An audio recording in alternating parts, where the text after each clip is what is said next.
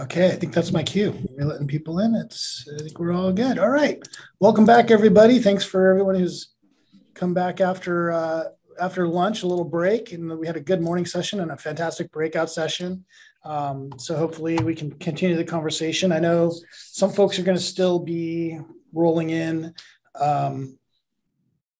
as we go. So we're just going to dive right in to respect everybody's time. And thank you. We got all our panelists here. I was going to just let's go ahead and put the panel view up. Let's see. Yeah, there we go. So today we're going to talk about basically the adventure and adversity of being an NFT entrepreneur. This morning we talked about from a creator's perspective, from the artists. Now we're going to get into like, what's the business? Where are we going? How are the applications? What are the technology aspects, the hardcore technology aspects of NFTs and how we're going to be interacting with them? And we got a great panel. So people who I've already had a chance to interact with and learned a lot from. And I'm going to go ahead and introduce everybody. Let's see, get everybody on the screen. Great. So we have Ahmed Banafa, who is a blockchain author and professor of engineering at San Jose State, and Professor Ahmed Banafa has extensive experience in research, operations, and management with a focus on Internet of Things, blockchain, cybersecurity, and AI. Those are like almost all my favorite topics. He is a recipient of a certificate of honor from the City and County of San Francisco, Author and Artist Award of 2019 in San Jose State University. He was named the #1 tech voice to follow, technology fortune teller and influencer by LinkedIn in 2018 and by LinkedIn. His research is featured on Forbes, IEEE, and MIT Technology Review, and interviewed by ABC, CBS, NBC, CNN, BBC, NPR, and now we have to add NFT to that. Washington Post and Fox. He is a member of the MIT Technology Review Global Panel. He is the author of the books Secure and Smart Internet of Things, Using Blockchain and AI, which won 3 awards at San Jose State University Author and Artist Award, one of the best technology books of all time award, and one of the best AI model books of all time. His second book was Blockchain Technology and Applications, won San Jose State University Author and Artist, and used at Stanford University and other prestigious schools in the USA, and Quantum Computing book coming in 2022. Cool. He studied electrical engineering at Lehigh University, cybersecurity at Harvard University, and digital transformation at Massachusetts Institute of Technology. Thank you for coming. It's really great to have you. Okay, moving on to Tammy Maggs. Tammy is the co-founder of MetaClub LLC and MetaWomen Show. Tammy has over 25 years experience in management roles in the retail industry. Her clients include Samsung, Sirius Radio, Sears, and more. She has extensive experience in sales, marketing, management, team building, and finance. Her passion ties in developing the relationships while increasing morale and decreasing turnover in companies. She is in charge of the marketing, community relations, and partnership developments within the MetaWomen NFT. So, and Tammy's been a really active participant in today's conversations. If you're at the breakout, you've already met her. So, but thank you, Tammy, for joining us. Looking forward to the panel. And now we have Tony Zanders, who's founder and CEO of Skilltype.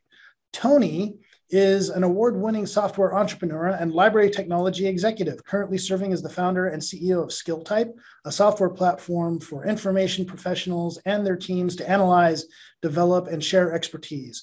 Prior to Skilltype, Zanders served as the inaugural entrepreneur in residence at the Boston University Libraries, advised the senior leadership team on talent and the future of work. For 9 years, he held executive roles at EBSCO and Ex Libris, which he consulted library leaders across 6 continents on technology strategy. Couldn't get Antarctica, huh? Not yet. All right, well, next time. Vasanth Mohan is a developer community and senior manager at Uniphore. Vasanth Mohan is a developer community senior manager where he recently joined to build out the developer ecosystem around conversational AI.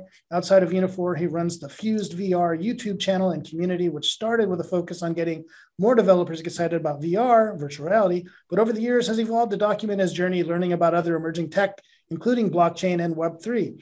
He's extremely excited about understanding and unlocking the potential of the intersection of these emerging technologies to unlock new use cases we have not even thought about yet. So Vasanth, thank you very much for joining us. full disclosure, Vasanth and I have been friends for years, and I always look to him to help guide me through these things that are so complicated at first, but get a lot simpler over time. So everybody, thank you so much for joining at the panel for this afternoon. And we are going to just dive right in, as they say. So first off, the question that I'll be posing to kind of kick things off is, please share with us how you personally interact with NFTs right now, and imagine yourself doing so in 2 to 3 years. So take a second to think about that. And I'm going to start off with Tammy, who's the top of my view.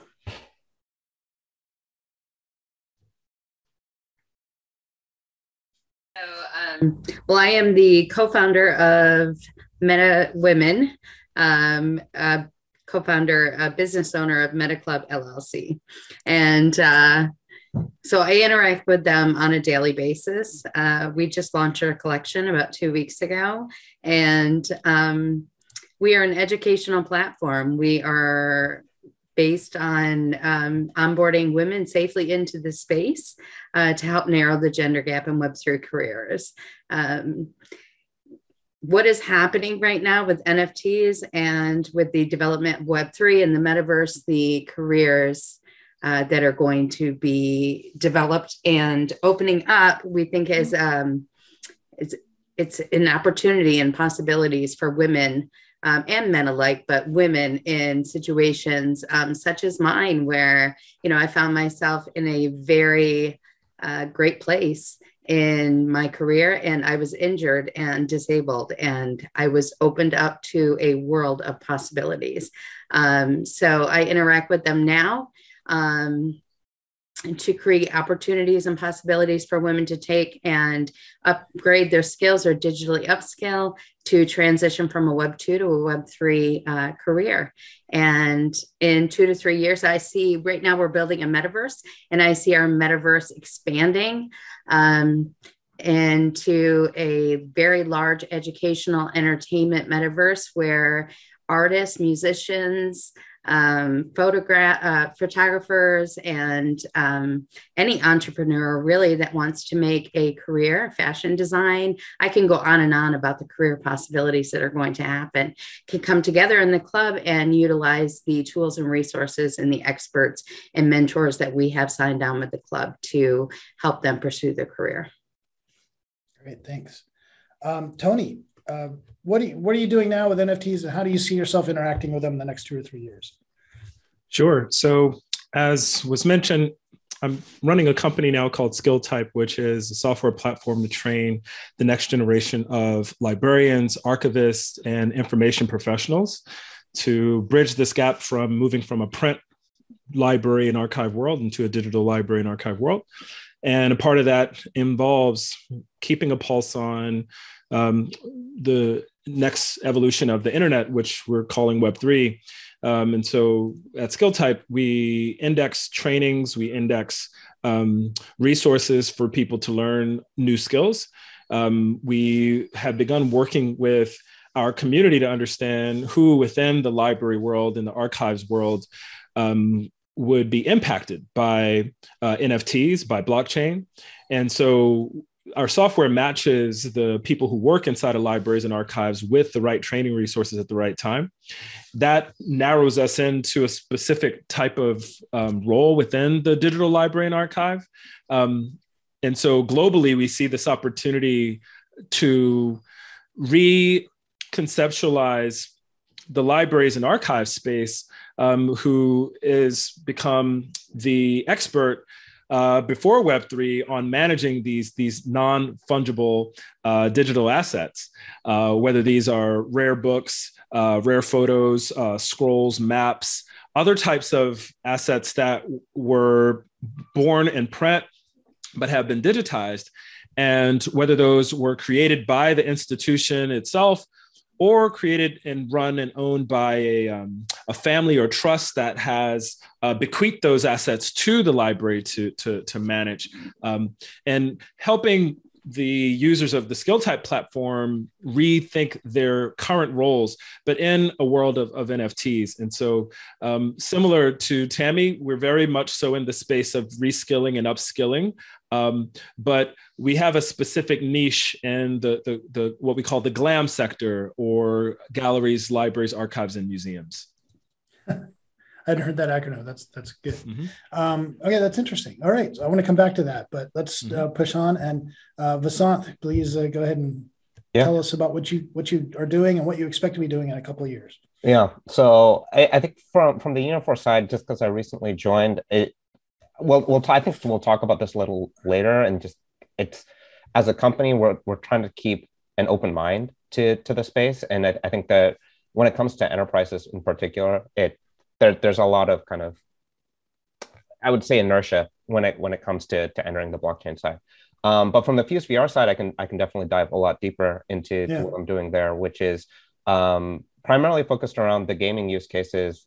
I don't particularly like the metaverse buzzword, but it does serve a purpose to kind of help us get all on the same page when we're talking about helping multiple developers and multiple indie developers, I think, specifically get into the space, because the reality is this space is very complicated, and it's for indie developers who are really just focused on trying to tell a story when they build out their games, that they don't want to deal with all of the different moving pieces that come along with connecting their games to the blockchain. And through the work that I've done through Fuse VR and trying to help more developers get into the space, the number one question that always comes up is, how do I connect my game, my Unity game that I'm building, to the blockchain?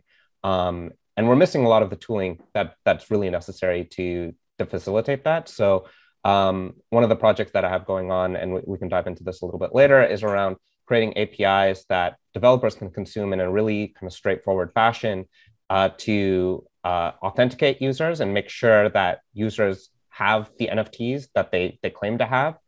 And then moreover, then start integrating that within their games itself. So and I would say that the space is really early. And I think we have pretty good examples, like say with Axie Infinity, that are kind of paving the way for what that might look like in the future.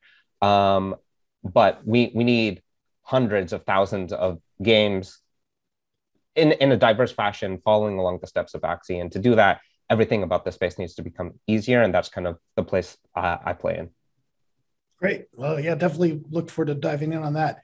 And last but certainly not least, Dr. Banafa, please share with us what you're doing with NFTs right now, and where do you expect this is going in a couple of years? Well, I mean, disclosure, I have 4 NFTs on OpenSea, and they are zero. Nobody interested in them. Nobody looking at them. Nobody want to buy them. Probably I have to join the Bored Apes, yacht, so they can get me as part of that. But before that one, and I see not even a single view. I mean, for God's sake, come on, So hey, throw it in chat. We'll try to send some people that way. Okay, so the way I'm teaching a class about NFTs and cryptocurrencies and DeFi, at Stanford, beside teaching blockchain here at San Jose State. The main focus these days is looking at how can we really improve the impact of the NFTs on the environment, because as you know, that the whole thing is going using proof of work, and proof of work is really heavy when it comes to using energy. And I have some statistic that I used in the class, which is every time you mint one of the NFTs, you actually taking the power as electricity as an average American household for 9 days, just one NFT. And you're generating about 330 pounds of carbon dioxide. So the way for us to look at it is what Ethereum is trying to do now, which is moving to proof of stake instead of going with the proof of work. And I know that the purge is coming soon for them to move to that kind of consensus protocol, and that's hopefully can make it much more friendly to the environment and help us a lot when it comes to convincing people that you're not hurting the environment with this.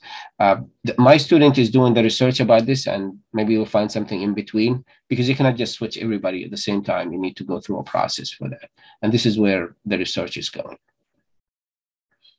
Yeah, it's an interesting thing. I've heard about this move for a while, and there seems to be an endless series of hurdles that they come up with.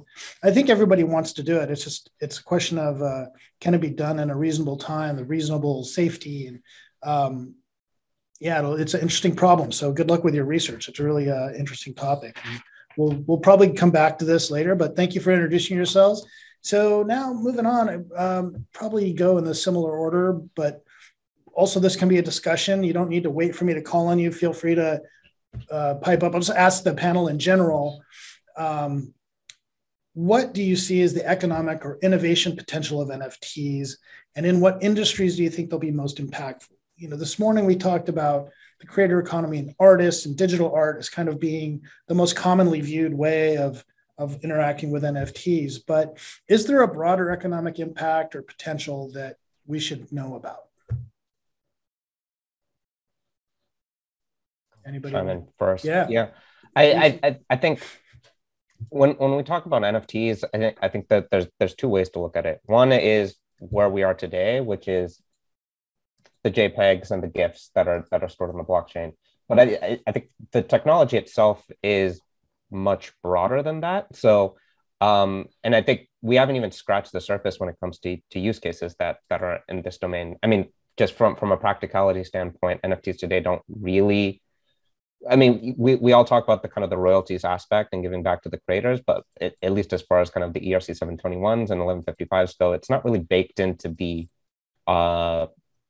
definition of it, right? So I think we have a long way to go in terms of defining what those kind of economic incentives be. Maybe the NFT standards ultimately in the future actually end up taking royalties as part of that and kind of giving back to creators. Maybe they don't, I don't know, right? So we have a lot of kind of defining that we need to do when it comes to this space. And then I think there's a whole slew of things when it comes to, say, receipts and being able to make payments in this space. I mean, when I was at the Bitcoin Miami conference just a few weeks back, kind of, I felt like there was a lot of focus on the industry side, the financial institution side of the world and trying to make their lives simpler. But kind of from a SaaS perspective, there weren't really any tools when it comes to just facilitating payments more seamlessly through smart contracts on the blockchain. And so even standards like that, I think, need to be defined. And in the platform that I'm building out, we're actually going to be using NFTs as a means to facilitate payments as a receipt. But because there's no really good tooling for that right now, I have to actually outsource that out to an agency to build out that infrastructure. Ideally, you have some of these building blocks that down the road, maybe a year or two, maybe more from now, start kind of emerging as tools that more developers can start integrating into whatever they're building. And kind of defining that infrastructure. So I would maybe summarize that as we're still really early in the space, and I think a lot still needs to be defined on what that economic impact is. But ultimately, I think the use cases will really kind of start driving that, and I see it moving more along the lines of whether that be royalties or payments as kind of the driving factor of how NFTs might ultimately get used in a more economic fashion. Right. Yeah, I can add one thing here, John, to this. Our friend at UC Berkeley did some kind of NFT sales they took images of the work of one of their Nobel Prize winners, and they have it on Foundation, which is one of the platforms for the NFTs, and they sold that one for $50,000. And I remember, vividly. That's that kind of act for them, how they did it and why they did it. I mean, for them, it's a good thing because they're going to be one of the few universities that will can use this as a fundraising. That's one of the avenues for them to do that. And I talked to the provost and I talked to the administration at San Jose State. I told them, you guys have a rich history and you should consider that. You're not going to sell it. You're going to sell, just the digital form of that. And imagine people would like to have their hands in something like this. So that will be another avenue for doing it. And honestly, looking at the big picture, I always look at blockchain, which is the underlying technology for everything we're talking about it, as the electricity. We don't see it, we just feel the impact of it. And whatever comes from the electricity is the marvels we see, like NFTs, cryptocurrency, the applications for supply chain, all these things is built on the existence of the electricity. And that is why the NFT will be just the first product that we look at it. There will be more that we're going to see. And when we talk about metaverse, I'm very excited about metaverse. I mean, metaverse is really a great idea for us, and it's just people do not understand it. Even Mark Zuckerberg himself is not 100% sure what is the metaverse, and he's dumping billions of dollars on that. It's just everybody define it in their own way. I did, and this is going to be the last thing I'm going to talk about. It is there is an open metaverse, the Decentraland, which you go there and you walk around. I went there and I was expecting to see what inside it. Everything there is an NFT. There is Samsung, there is Chase, there is a zoo, and the zoo, I went inside the zoo, there's no animals, basically NFTs of animals. You go to Samsung, they sell you pictures of their own products. Same thing goes with Chase. So this is an intermediate to show the products and to have another avenue for the companies, regardless of their industry, regardless of what they are doing, whether it is a zoo, a bank, or a technology company. Interesting. Yeah, I want to just jump in here. Being in the libraries and archives world, there's been sort of a lack of seriousness across the NFT community thus far that has brought in a lot of legitimate criticism around sort of the sort of cartoons we see and different sort of abstract art forms, most of which add no legitimate value to society. And I think that there's that coupled with the environmental impact has made some really legitimate critiques of the space so far. I think, however, moving forward, the groundwork for the technology that's been laid and a lot of the kinks that are being worked out of the business models that it's opening up, open the door to some more serious applications of sort of maintaining cultural heritage in a sustainable way. And so today, libraries and archives bear the full burden of the cost of preserving history and preserving cultural heritage, whether that's photos, again, rare books, maps. Think about the Library of Congress, think about San Jose State and the special collections that are there. And part of that digitization effort and that preservation effort is extremely costly. Today, it's funded through grants, it's funded through in-kind donations, other types of sort of funding that may not be as reliable year over year. And I believe that NFTs presents an interesting use case for creating a more sustainable revenue model for digital archives to support the cost of maintaining that infrastructure of preserving cultural heritage. And so we're interested in taking a look at that work and training archivists and special collections librarians on these topics to sort of start to generate some potential sustainability to their work. Yeah, interesting. Tammy, did you have anything you want to add on that? So we want to talk about economical impact. We want to talk about all the good the NFTs have done, and we talk about the $12 million that NFTs have donated to the Giving Block, and that's just the Giving Block. And all the when we talk about the seriousness of it, there's a lot going on right now in the NFT space. There is a shift. There's a shift happening, and you can feel it and you can change it. And there is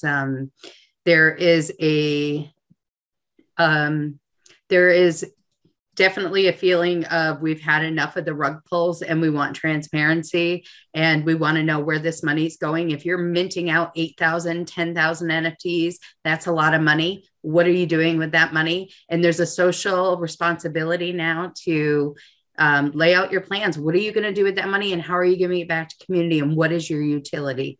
Our collection, we're giving over 50% of the profits are going back into the community, and they're building the metaverse that I call it the metaverse that we're building. And that is for the members to come in and use that platform to enable them to become better entrepreneurs and market their work. And we're going to teach them the skills.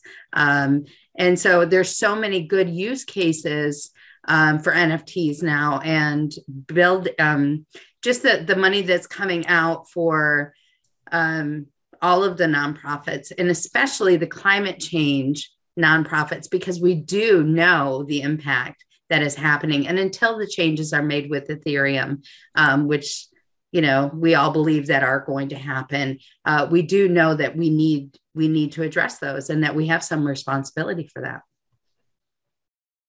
Great. So just to summarize, I don't know if anybody else wants to add anything they can, but sounds like in terms of the industries and, the potential, that there's enough evidence that the applications are there, but we have a couple of hurdles, and that the tools are not quite mature yet, and the efficiency of the dominant blockchains are not there yet, but we believe that they will get there. That's what I'm hearing from y'all. Anybody disagree with that summary of that? It's okay if you do, because I don't know what I'm talking about half the time when it comes to this. But okay, so great. Thank you so much. There was a question from chat that I did want to bring up, because it's a question that I have from Jill Strakowski, which is, why do we need cryptocurrency? Was it initially conceived out of curiosity to see if it can simply be done? Or is there a weakness in the format and backing of standard currency or processes that we need? The thing is, this is a common counter argument I hear, and I don't know how to address, is every problem crypto solves could be solved with other technology, cheaper, faster, better, more economically.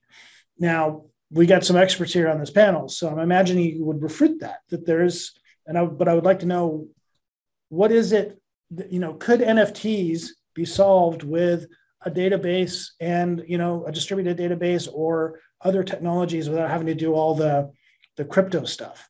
Or is there something inherently beneficial to the crypto approach that is not available in any other technology stack? Yeah, I think there are a few ways you would go about that. I think the biggest thing to me, and I would less so on the NFT side, just because I feel like NFTs to me are still we're still figuring things out. But we saw this kind of with Canada freezing bank accounts of people, right? The problem with these centralized systems is that if someone disagrees with you for any reason, right? They could be right, they could be wrong. But if they disagree with you, they can negatively act against you. And it's for that reason that you want to have a decentralized currency to enable anyone kind of from a freedom aspect to say that you truly own it. When you say own, you really own those assets, right? Whether that's the tokens, whether that's the currency, you name it, you own it. No one can actually interfere with you. I think the same is true even if you take a look at gaming. When we're looking at gaming, it's often going through these centralized platforms, whether that be Steam, whether that be the App Store, to quote unquote own games. But from a practical standpoint, these platforms can ban and block games from going onto the platforms or people from owning those types of games. If we look at even kind of, John and I come from the VR world, Facebook had randomly blocks access to people's accounts left and right, really for no reason. And happened to me. Right? So there are problems with these centralized systems that if you have a trustless layer that is facilitating the ownership of assets, you don't have to worry about something breaking or someone disagreeing with you and blocking you access to whatever you have. And I think that's incredibly powerful. And it's a reason to move away from these kind of big trusted entities. All right. Another question from chat. I want to get to this one because from Roxana. She's been asking some really good questions, and we didn't get a chance to bring hers up in the other panels. So I'm going to read hers here. Christopher Wiley's recent book on the Cambridge Analytica scandal documents an interest in the idea in the data markets and to try to measure culture. When those psychological cultural artifacts that were described are then tethered to individual behavioral tracking, how can we be certain that they won't be weaponized for political purposes, as happened with the Facebook Cambridge Analytica? So I guess, and Roxana, you can like do a follow-up question if I get this, if I misstate your question, because I don't want to. We're talking about like the cultural archives and important works being NFT'd, and having those in private hands, having those NFTs in private hands. Is there a risk to that being misused or misappropriated? Or we talked in an earlier session, I don't know if you all were here, like there's sometimes people will mint things that are very offensive. Could these artifacts or documents or data be used to advance, an individual's political goals or ideology that may not be particularly positive?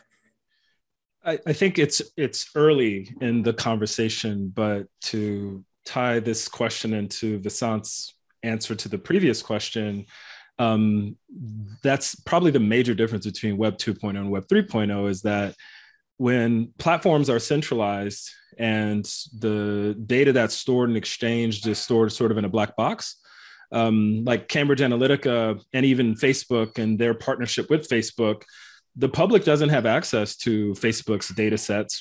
We don't know where Facebook shares data, even though we contribute the data.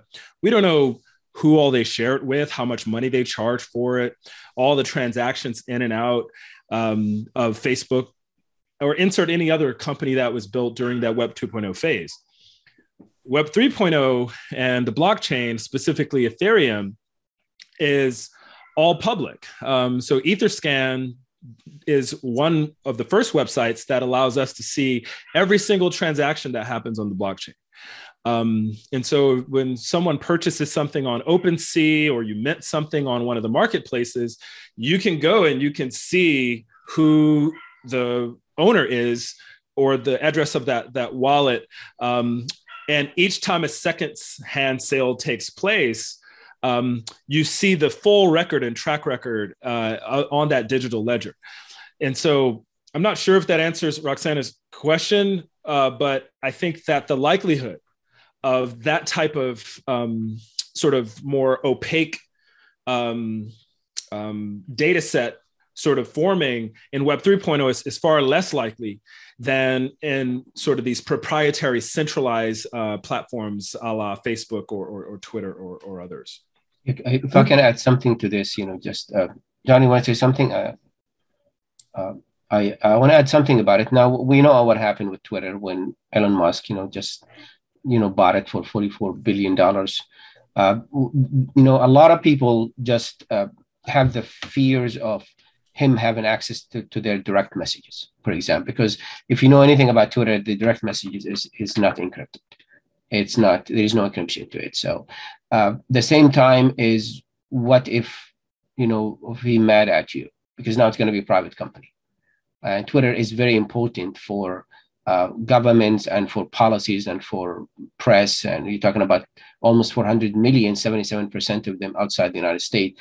And it is a catalyst for some of the revolutions all over the world. So when you have something like this, which is completely centralized, and I know that Jack Dorsey was really a big fan of decentralization. Actually, you can have your profile picture as an NFT on Twitter, and he was pushing to have it as a platform for selling the NFTs. Now we have, Elon Musk, and I'm not a big fan of him. I don't want to say anything bad about him here because maybe we have some fans here on the group. But I see that this is what you're trying to avoid when you get to that level. Now, how would I protect the data that I have, on that platform? I mean, it is a disaster is waiting to happen. I mean, today he tweeted about it. He said we should have like end-to-end encryption. I'm talking about Elon Musk because everybody is worried about it now. That all this information will be available without us knowing about this, and there's no protection for us. But if we're talking about using the blockchain, everybody knows that the SHA-256, the encryption used for the blockchain, is a solid one. It's a good one.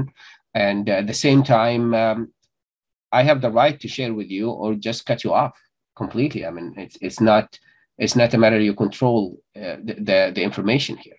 And this is a problem. And the whole thing about decentralization is to solve this problem of censorship. And this is and we're going back to the question, which is a great question listed. Yeah, thank you for that. Yeah, so we could probably spend a whole day hashing these things out. More than that. Especially, I was just as you were talking about SHA-256 and you're writing a book on quantum computing, and I could get into that, like maybe when we have another symposium next year when that comes out. So anyway, okay, so let me just move on to this next question. These are good ones too. Again, kind of getting at the social aspect and the impact on the humans in the world. Do you see NFTs as creating or perpetuating inequity? One example we hear about often is the environmental impact, which we've talked about, of the computing power needed to support the blockchain transactions that build the cryptocurrencies.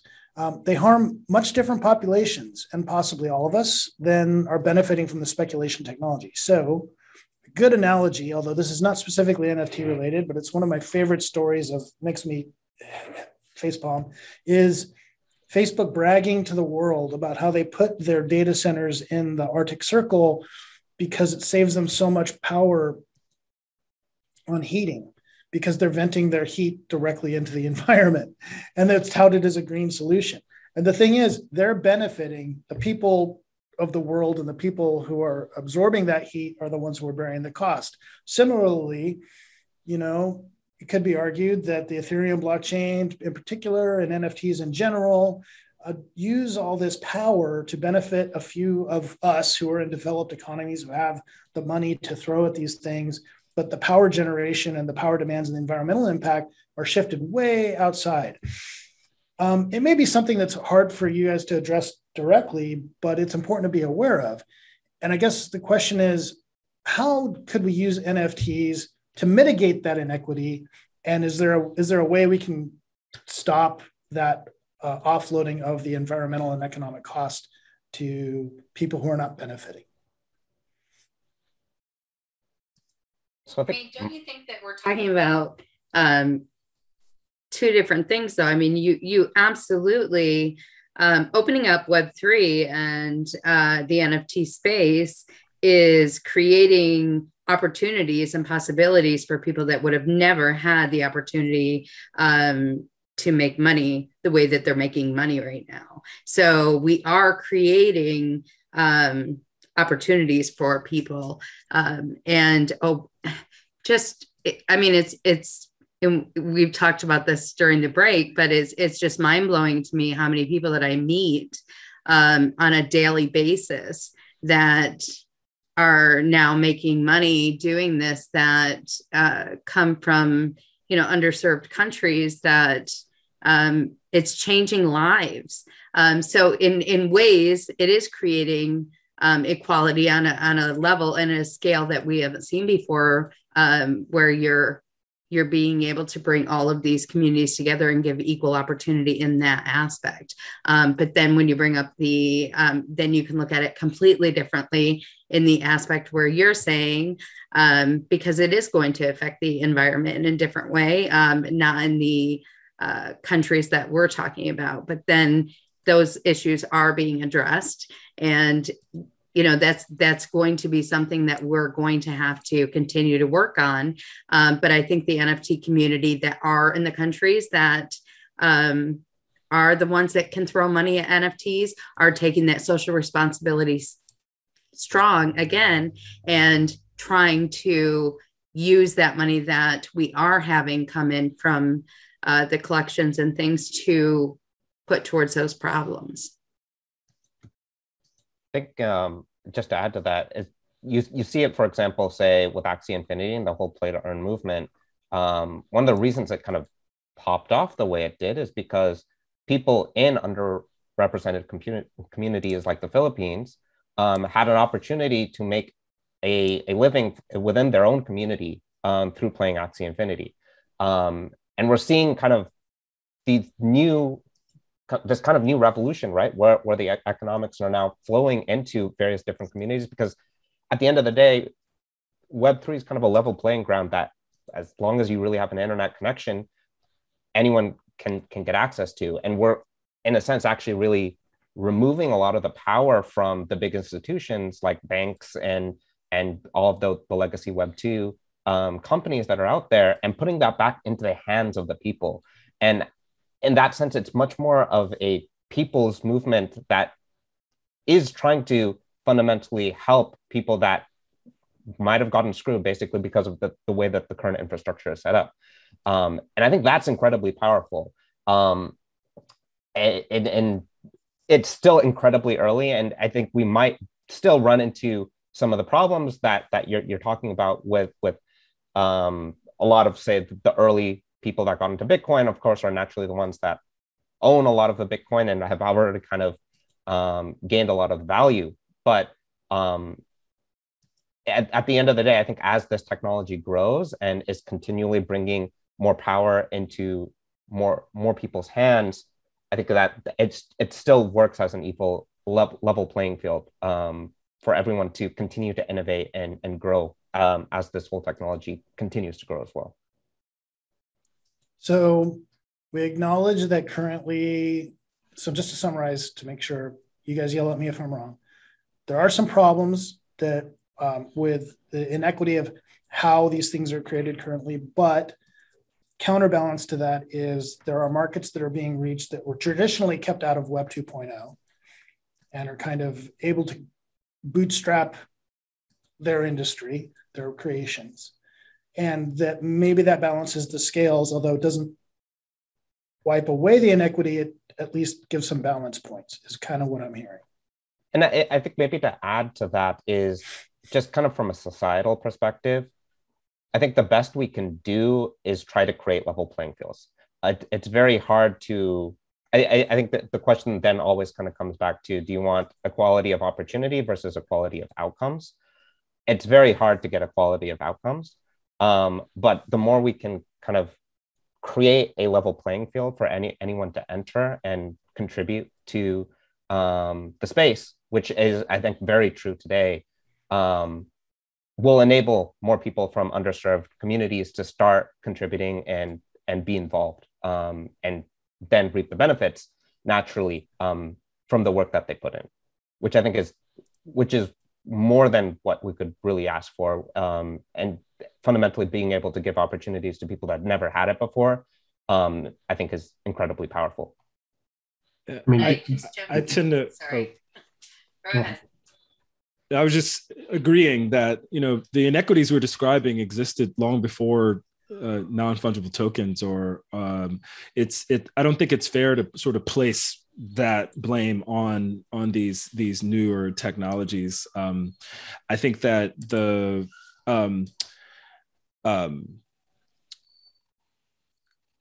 we talk about level the playing field, and that's not just the case for individuals who now have access to these open protocols, these free tools to finally generate revenue for their art, for their intellectual property, because these aren't new behaviors that we're facilitating. People have been posting photos, taking photos, creating songs, writing documents, writing research papers. We could tie this into academia.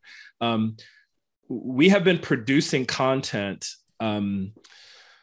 for about 20 years online. And the first iteration, there was a small group of companies who figured out ways to monetize that for themselves and their shareholders. And that's where the inequity was created. But we've adapted as a society to create content, to share with one another in a virtual environment. So that's not a new behavior. We're all used to doing it. We enjoy doing it. We have high qualities of life from consuming quality content and producing it with people we care about. The only shift that Web3 is bringing is allowing us to start to share in some of the wealth that's created. And so I think there's a clear temptation to focus on bad actors, focus on the problems or sort of issues that arise, but we have to look at the technology underneath and interpret it with our vision of the future. And because it's accessible to everyone. These are open source platforms, open source protocols, and communities can come together and use those same tools to help further their mission. And so good actors have the same access to this technology as bad actors do. And so we shouldn't focus on the actions of bad actors. We should be trying to figure out how can we use these tools to further our missions as nonprofits, as universities, as libraries. And I think that's where the conversation should be focusing. Yeah, that was a good answer. I liked it. All right. So a good question here from the chat I wanted to pose because it goes right into more about applications of NFTs and the blockchain, which I think you all would be really able to answer. From Andrew is, suppose people with housing insecurity had an NFT that could be used for an application for housing among all available rentals, low income, Section 8.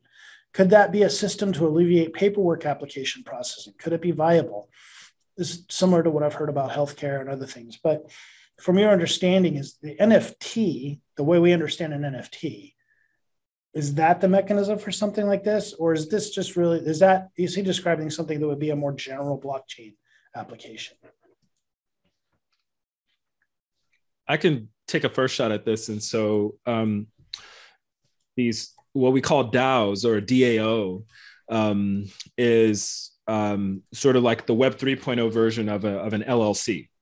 And it's a blockchain-based way to govern a currency and give the holders of that currency voting power in a very transparent way on the blockchain. And there are real estate developers who are interpreting Web3 as an opportunity to create a new shared ownership model over real estate. And so instead of paying rent to a landlord and sort of continuing to prop up that sort of traditional model, which has created a power imbalance through DAOs as a sort of corporate structure, and the NFTs that are sort of my way to show ownership in that corporate structure, there are sort of some very workable ways to rethink the way property ownership takes place in a more equitable way. And that NFT could be used for a number of different things, both from entering into my building, if I want to open up my phone and show it to a scanner, to prove that I have access to this property, all the way to logging in with my wallet to a Web3 authenticated website to get access to the payment portal instead of using an email address and password. So there are a number of ways that NFTs and DAOs can be applied to renting property, owning property, managing property, that there are groups thinking about that right now. Yeah. Okay. Yeah. When I was in Miami, I think for the conference, that there are quite a few, I think, realtors that are trying to make that work in the Miami real estate market. I think the funny thing to me is actually NFTs work as that model. The thing that's holding it back is the legacy system with all the paperwork that's necessary to connect all of that contract and paperwork to the NFTs and eventually make that streamlined. So that's really where the holdup is. But I'd love to get to the day where your process for renting, your process for owning a property is just as simple as transferring an NFT. But the issue isn't really so much the technology as much as it is the legal framework. Yeah, and it's the infrastructure we're dealing with, and it's the, as you said, the legacy system. MIT is using their own system for verifying the degrees. You know, if you're outside the United States, you finish your degree in MIT, and you and instead, usually it's happen either send a seal envelope or fax it, or but still there is some issues with it. They would like to make sure that it's really the real degree, and you finish your degree there. So they have their own private blockchain. And based on this one, they built all these kind of, all this kind of information. So we have to join the, private blockchain so we can gain access to this kind of documents, which is again, from the first day of the blockchain, it's a matter of trusting the trustless. That's the basis for it.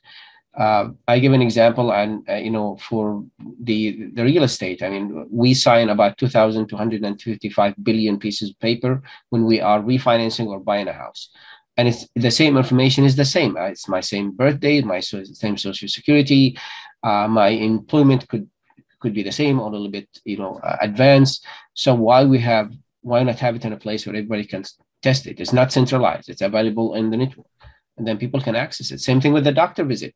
I don't like that piece of paper where they get asking me the same questions when I change the doctor.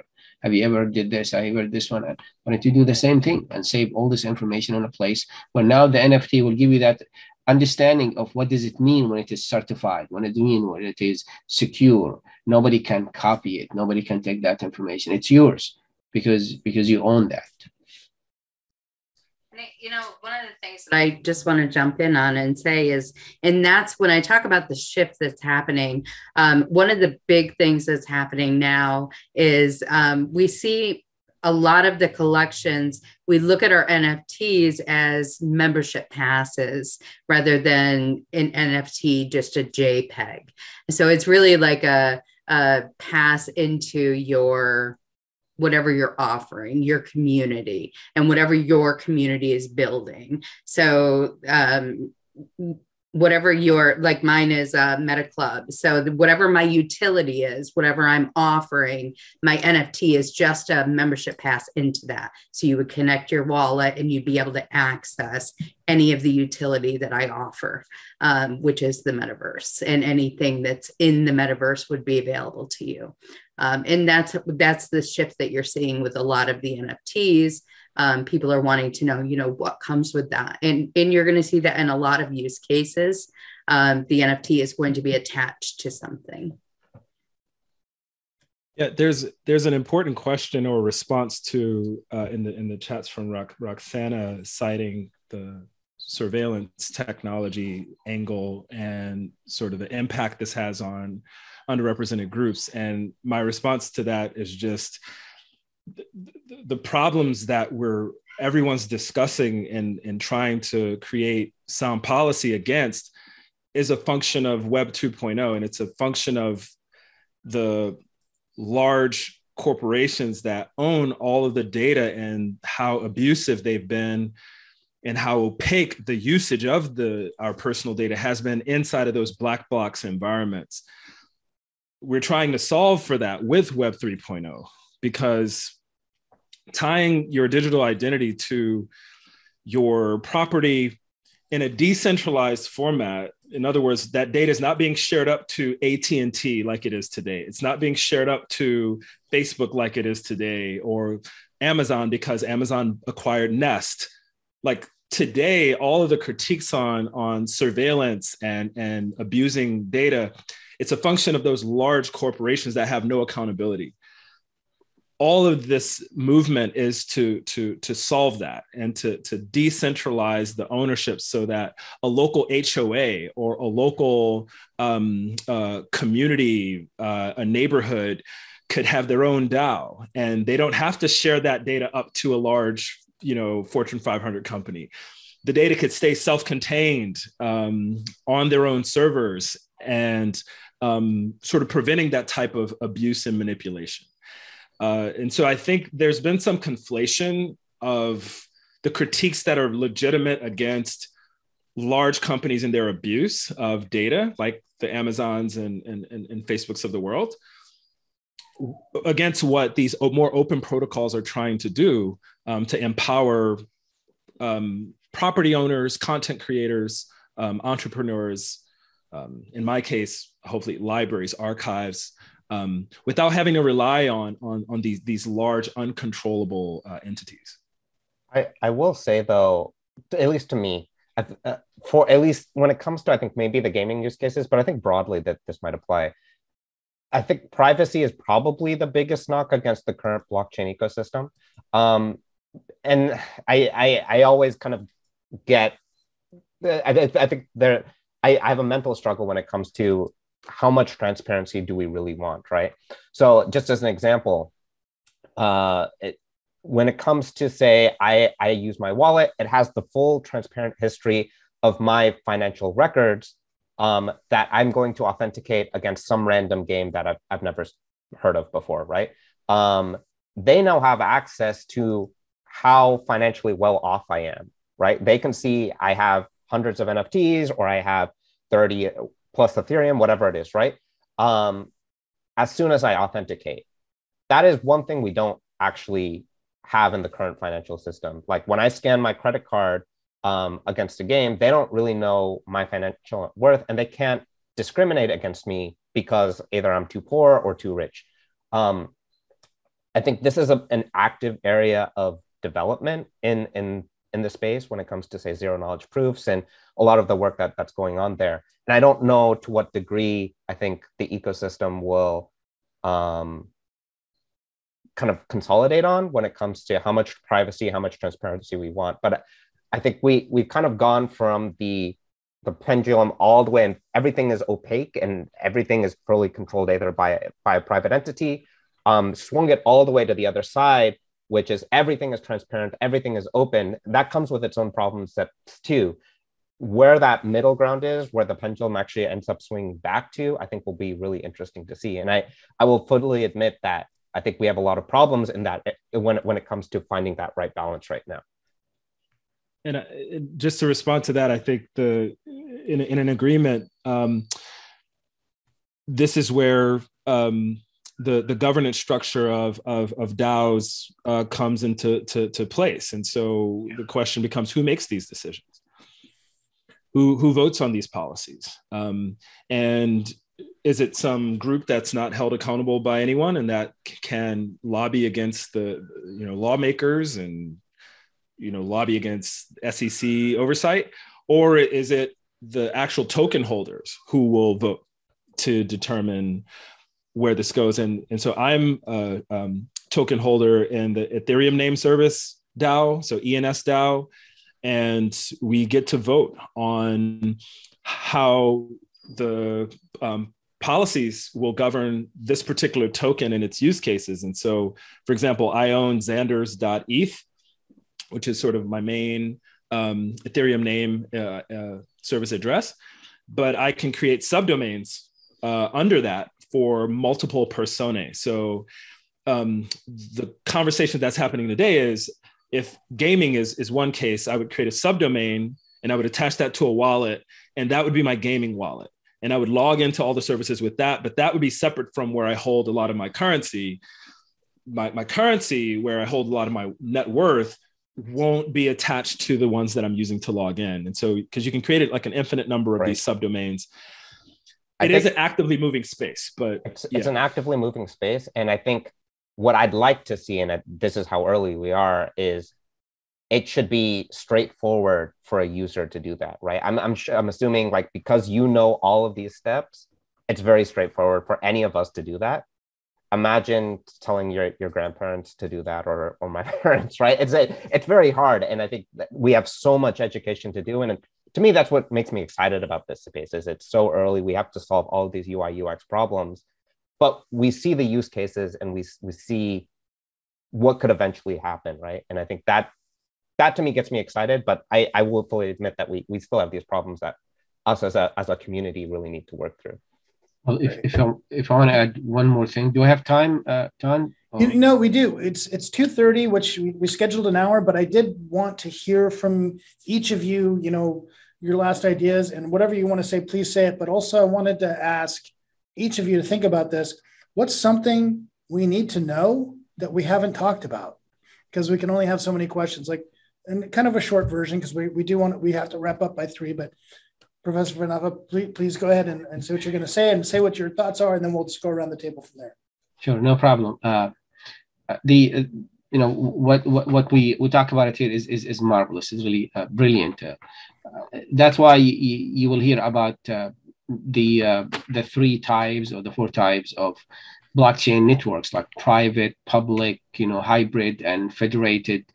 They're trying to go around this problem, and I always compare the blockchain to cloud computing. That's a very centralized. There's decentralized, and if you really want to make the history as your teacher, you're going to see what happened with the cloud computing and try to just convert it to decentralized. And this is going to help you when you look at this case. Now, one important element here is the DAO, or the organizations, are wonderful. I love them. I teach about them. They're excellent. The problem that we haven't talked about it, which is the big animal here in the room, is security. Security is for us. We understand that blockchain is secure. The problem that if you look at the headlines, all over the place, $600 million worth of cryptocurrency taken from a DAO. Or why? Because they have this external, the Cosmo, the external, connection to the outside, and this is how they got in. And the very first DAO organization was the reason for having the Ethereum and the Ethereum Classic. Why? Because of the mistake in programming, and that mistake, somebody managed to get $50 million worth of Ethereum out of it. So security is a big concern, and this is question number 1. I see, I hear. I know. I read from my student when I start talking about the blockchain, and I advance to the DAO. Then they say, okay, here's the story. Well, explain to me how this is secure. You're telling me that's secure, but I hear about all these hacks. I hear about old people getting into the wallets, and so this should not be put aside here. There is actually a whole line of industry built on securing all what we talk about it.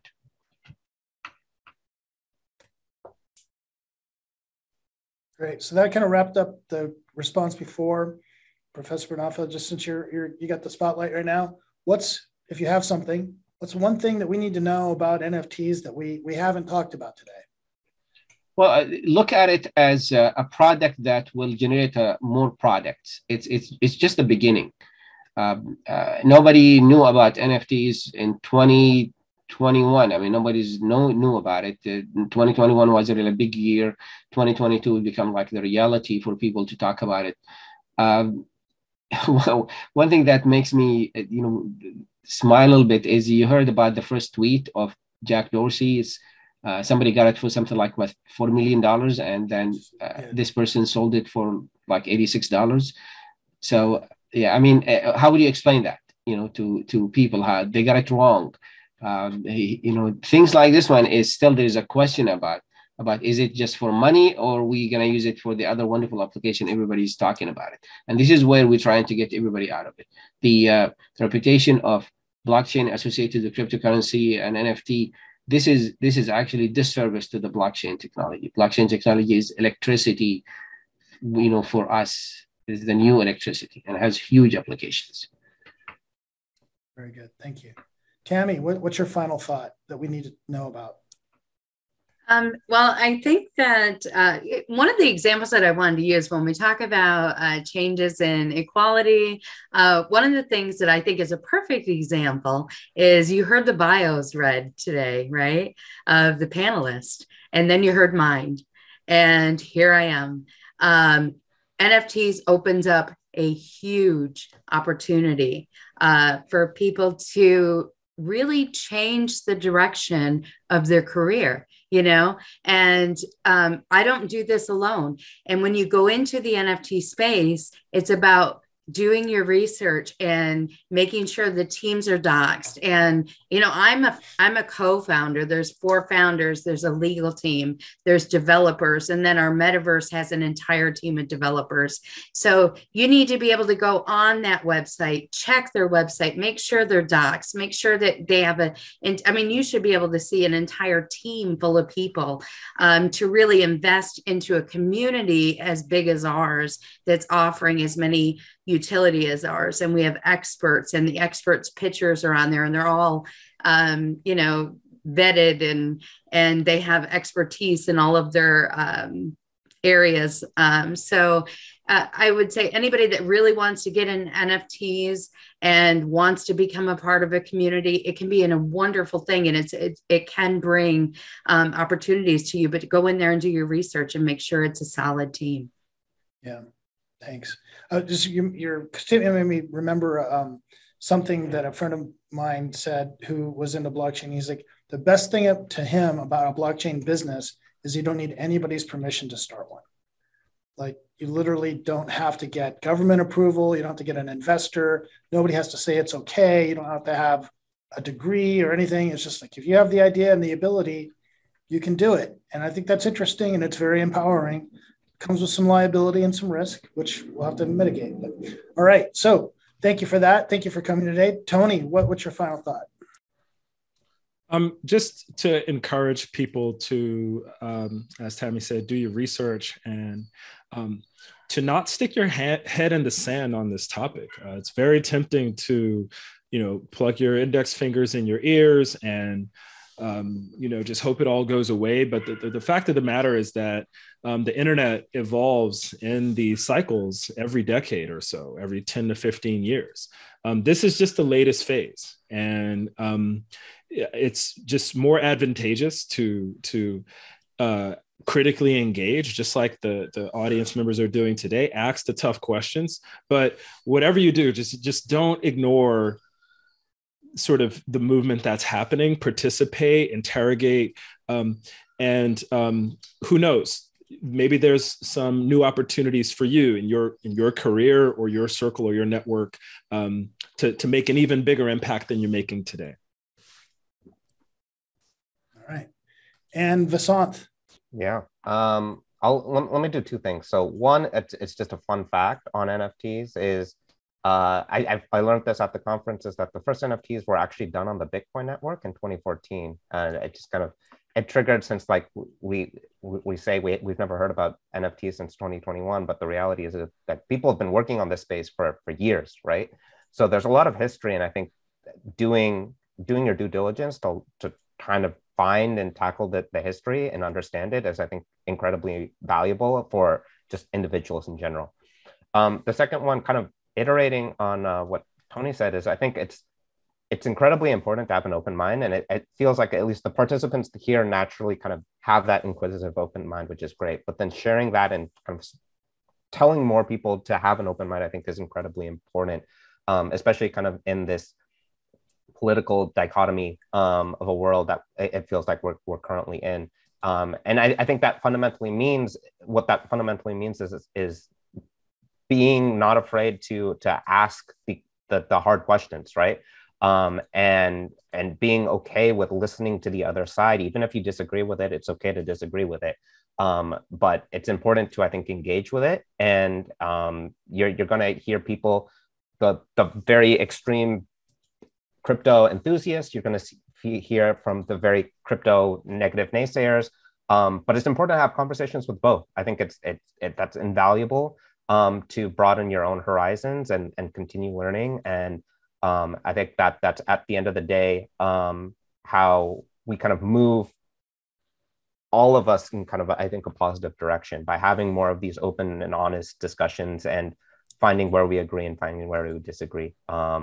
And they might be difficult, but I think they're important conversations to have. Absolutely. And I'm so glad we did this. I've learned a lot more than I expected, and I expected to learn a lot today.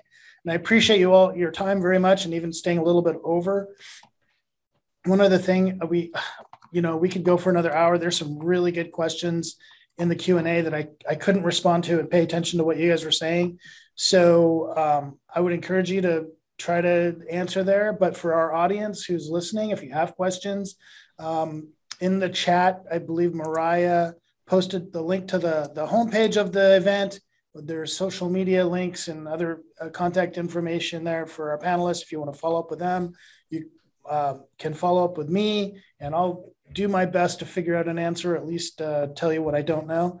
And so we're going to conclude the panel and move into our closing arguments or closing statements now. I want to thank the panel again so much for coming and spending time with us. All of you, I wish I could just take what you know and just put it in my brain. And I appreciate you sharing your time and energy with us. Please come back again if we have another one of these. It sounds like we're going to be continually exploring this world and challenging it. And we have people who ask really good questions here. So if you want to hone your arguments, come back, because we'll just let Roxana take you on next time, make her moderate a panel. All right. So thank you very much. Let's see, closing. We're going to do closing discussion, which we've kind of done, and the participant poll. So hopefully now we're going to finally ask the question again, to mint or not to mint after today. So we have, in the morning, we took a poll. It unfortunately wasn't a perfect poll. We had some technical problems, but I would say it was 50-50. It was pretty close 50-50 that people were saying the NFTs were a good thing to do, that you should mint versus not to mint. And now we would like to have everybody who's here click on the poll, which Mariah just posted, which is the mentee. So in the morning, John, it was 45% for, 55% against, although we did have like a limit on the number of people that could respond. Hopefully we don't have that this time. And so we're comparing that 45% to 55 and seeing if people change their minds. Yeah, so take a minute, make your voice heard. We're interested to know where we stand. And it's anonymous, so we're not going to know what you said. And go from there. And let's see if it changes.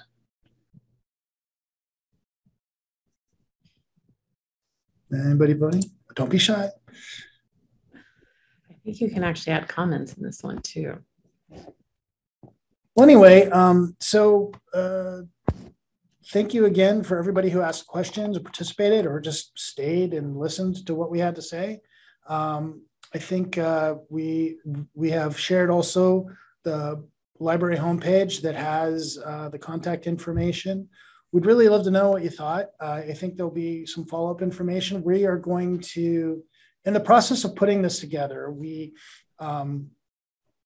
went through a lot of resources to try to figure out who we should ask to join us, who's got the best arguments, what are the stories.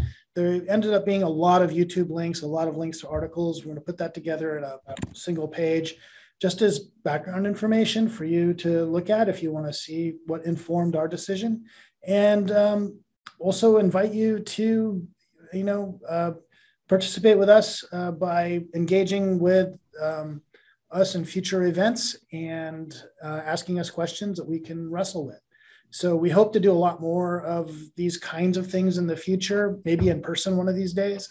But Zoom has been very useful for it, and that everyone came away feeling like they learned a little bit of something about NFTs.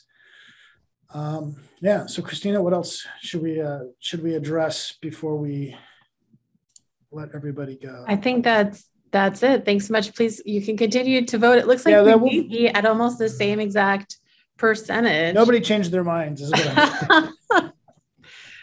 Oh, but it's really close. I think we're all much more informed. I will say that.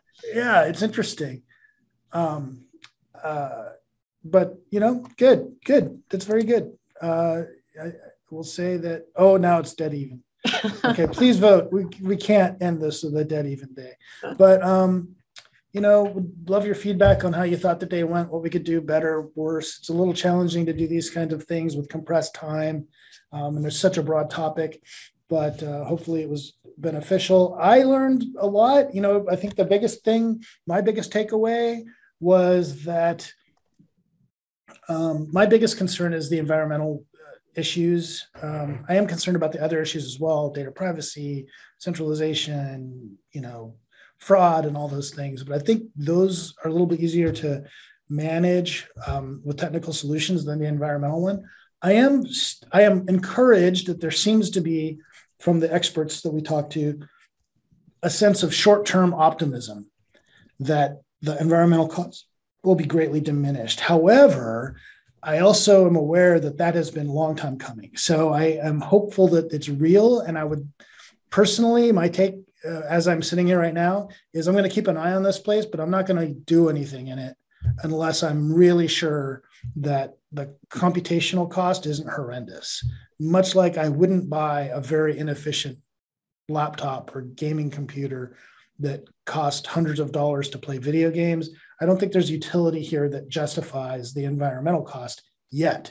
When it gets down to like literally 1/10,000th of what it is now, maybe it will. So I'm encouraged by the potential, but I haven't been won over for engaging with it immediately today. That's kind of where I'm coming at. I mean, what'd you feel about Christina? I mean, I actually have to say I was a little bit won over, and I'll tell you why, because of the ability, although I think there's some technical barriers there, right? Even like to these understanding these technologies or participating in them. But these kind of decentralization arguments where so many people can enter into this marketplace, where some of the more traditional, say like art marketplaces or markets are, maybe a lot more, there's a lot more gatekeepers to them that prevent all folks from participating. So this idea, I mean, some of this comments in the very last kind of discussion about you don't have to ask anyone for permission, right? And anyone can start this up, and it can maybe diversify who's participating in these markets and in this kind of creative economy. I think that's actually really persuasive, and the benefit that can have against the environmental impact, which maybe eventually is going to be mitigated. People are working on that. I think it has more potential than I initially gave it credit for. All right. Yeah.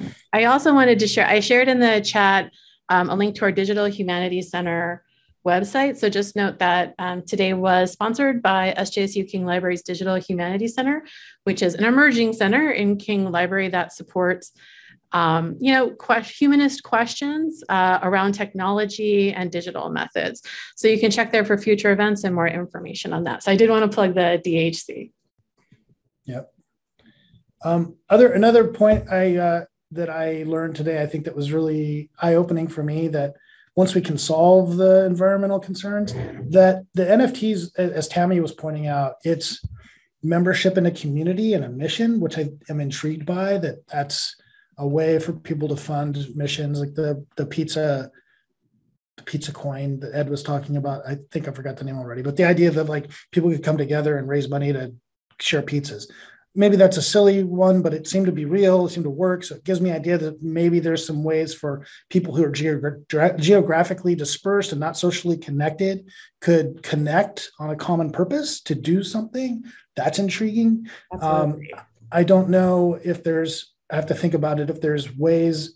I guess social media would be a way that people could find their community that way, but this provides an economic path for them to participate if there's a money issue involved or a resource issue involved. So that's interesting.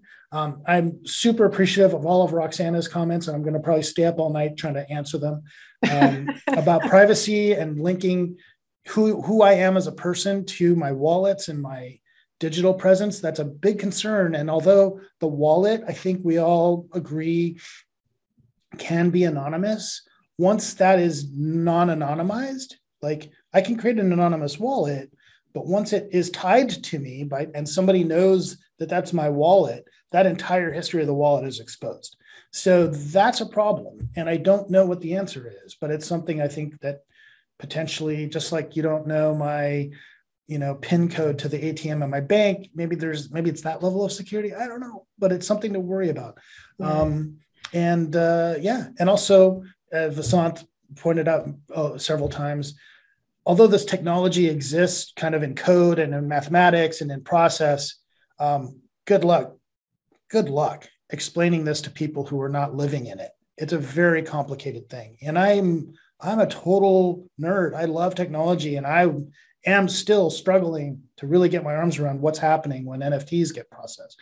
So I don't think we're anywhere close to true mass adoption, but we'll see. Maybe I'm wrong. Definitely. I also really appreciated the advice I think that Tammy provided, and maybe Rhonda on the earlier panel, about if you're investing in these areas or getting involved in any groups or buying into collections or joining platforms, that you're really looking at folks that are doxxed or organizations that are doxxed. So like that are making really apparent who they are, where their money's going, their history, their intention. So just making sure that you are kind of engaging with people who are totally transparent with you. And that can also help people with this idea that NFTs can be a scam or that they're like pyramid schemes. We saw a lot of comments about that when we were doing our research for this event. And I think if you work really hard to make sure that you understand who you're working with, right, and what you're getting into by looking for that transparency, it can help avoid some of that, right? Absolutely. Yeah. And that's actually, there's another whole news story about that where somebody came in and pretended to be a different entity and was able to steal a bunch of crypto from people. So yeah, it's a danger. It is the wild, wild west. That phrase came up by practically every panelist, calling it the wild, wild west, which is a metaphor for anything can happen.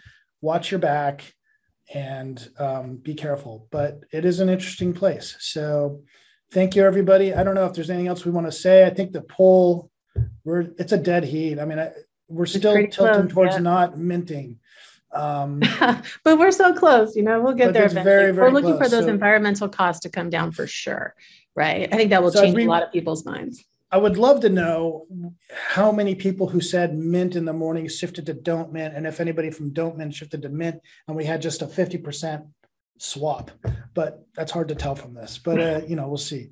Anyway, thank you, everybody. I wish I could see all your faces and talk to you all, but next time maybe we'll be in person and we can have conversations afterwards. But I think that's it. I don't have anything else. If you don't, Christina, we can let everybody go about their day for